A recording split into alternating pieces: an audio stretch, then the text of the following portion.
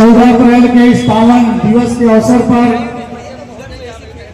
और हमारे आप सबके पुरखे भगवान जिनके त्याग परिश्रम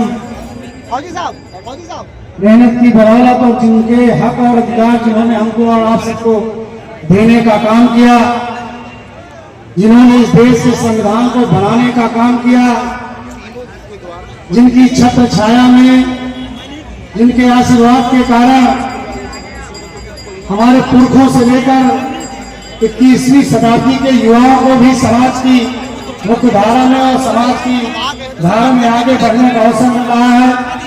ऐसे महापुरुष के जन्म दिवस के अवसर पर इस चित्रकूट जनपद से कोने कोने से आई हुई सभी सम्मानित माताओं बहनों का, अपने सभी पिता के बुजुर्गों का, अपने सभी बड़े भाइयों का, छोटे भाइयों का, छोटी बहनों को जो खुशी है कि विगत वर्षों की भांति इस वर्ष भी बाबा साहब के जयंती कार्यक्रम का आयोजन आप सबके द्वारा ऐतिहासिक रूप में मनाया गया।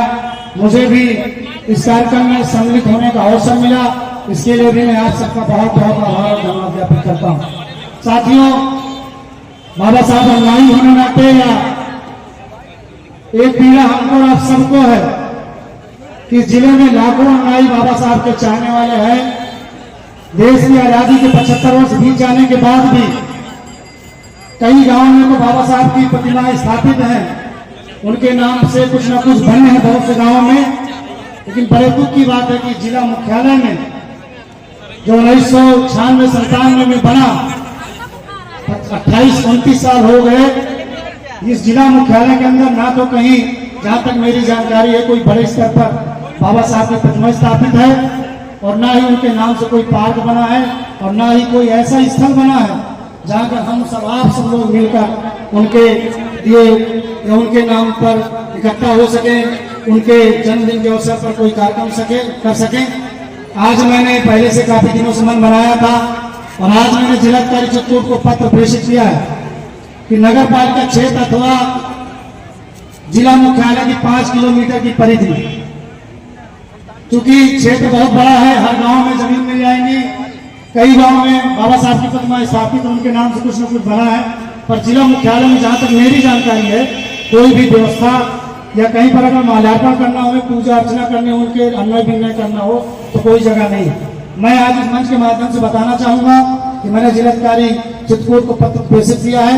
वो जिला मुख्यालय स्थित 5 किलोमीटर की परिधि में जहां कहीं भी जमीन उपलब्ध करा देंगे, बाबा साहब की मूर्ति की स्थापना और वहां पर रुकने के लिए या हाल की व्यवस्था के रूप में जो कुछ बन जाए कि बैठने की व्यवस्था हो जाए, जिलाधिकारी को मैंने पत्र प्रेषित किया है। मैं 25 लाख रुपए की निधि की घोषणा में अपने विधायक मंच से करने का काम करूंगा।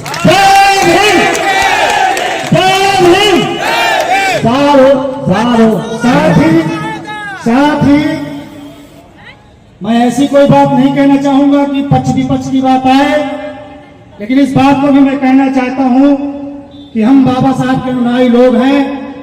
हमको आंख नाक कान देने वाले हमारे महापुरुष की मूर्ति स्थापित करने के लिए, उनके लिए हार बनाए जाने के लिए भी किसी तरह की कोई सरकारी मदद की कोई आवश्यकता नहीं है।